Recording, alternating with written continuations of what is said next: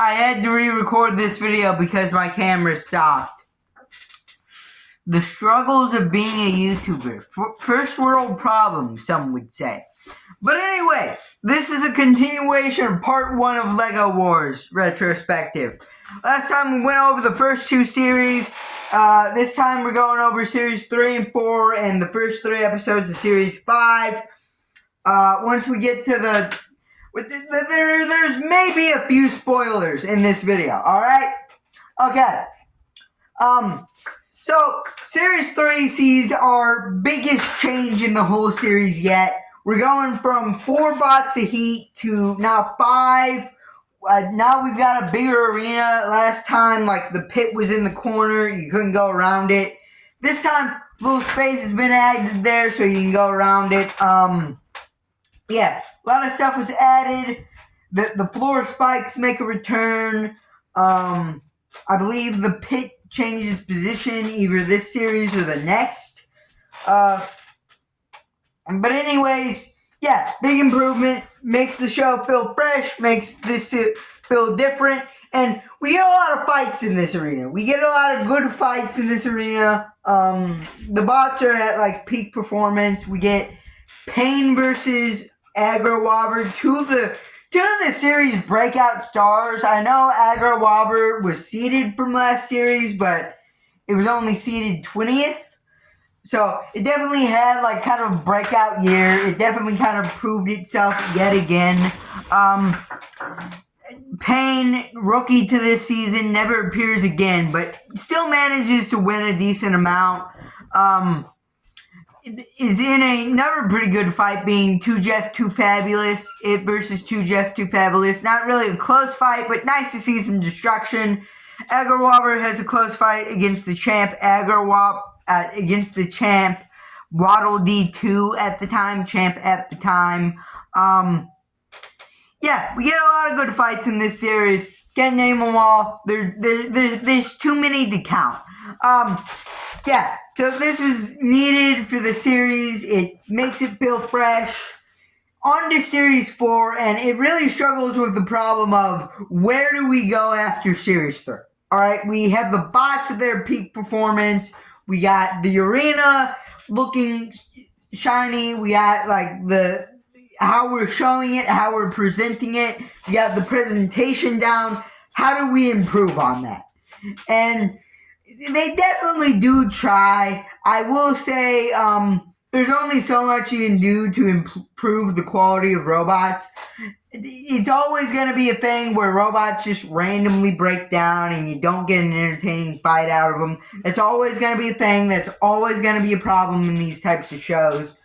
It's still disappointing when it happens.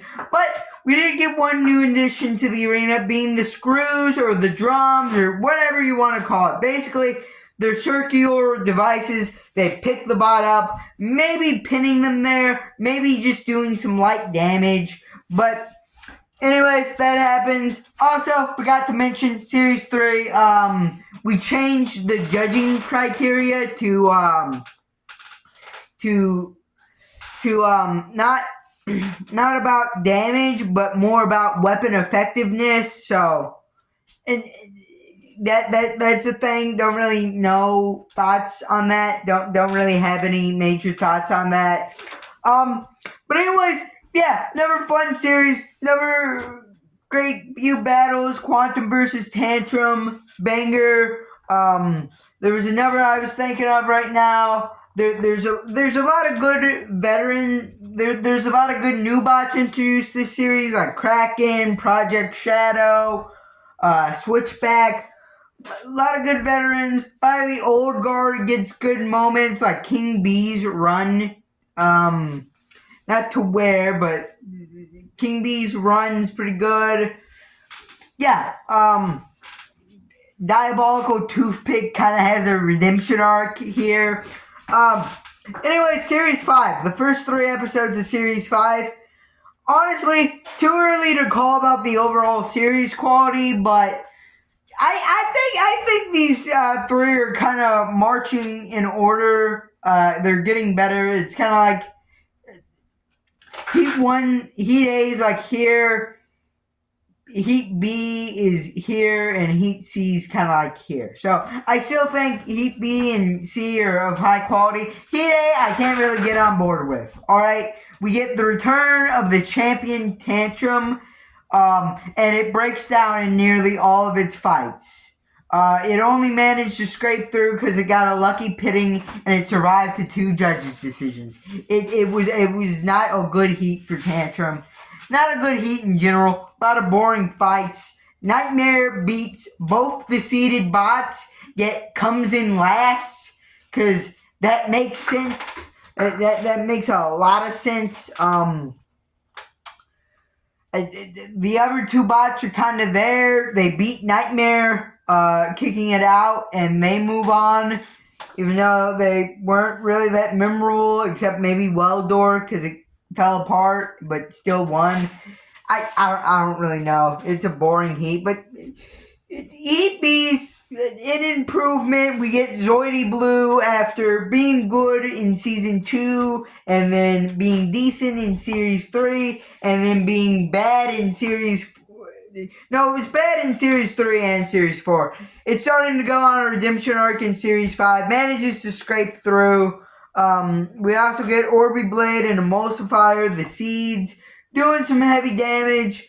Going some places. It's unfortunate for P1 breaking down early in a lot of its fights that it was winning. It was giving a decent shot in at winning a few of those fights. We also have Barn that I don't think was that great of an addition to this heat. It kind of felt like they were trying to do Mecha Bowser again, like, oh, the front side's really silly, but then there's a dangerous weapon on the back, but the dangerous weapon on the back isn't that dangerous, so it's just kind of a barn on wheels still. It was fun seeing it get beat up by Emulsifier, but that's about it. The destruction was kind of fun, I guess. Heat C, again, a lot of memorable moments, like Pegasus beaching itself twice and still going on to come second out of 5. Bolts falling apart no matter what it's put against was hilarious. Lot of good moments. Ripperoni going on its redemption arc, somehow winning all 4 fights, getting 11 points. The max is 12. Yeah, so just a lot of good moments in Heat C. It's definitely on the same level as Heat B. I don't quite know which one is better yet, but as time tells, yeah, it's between those 2 heats right now. But hey, maybe Heat D even improves on those. But if you like this video, leave a like, subscribe, comment down below, and bye.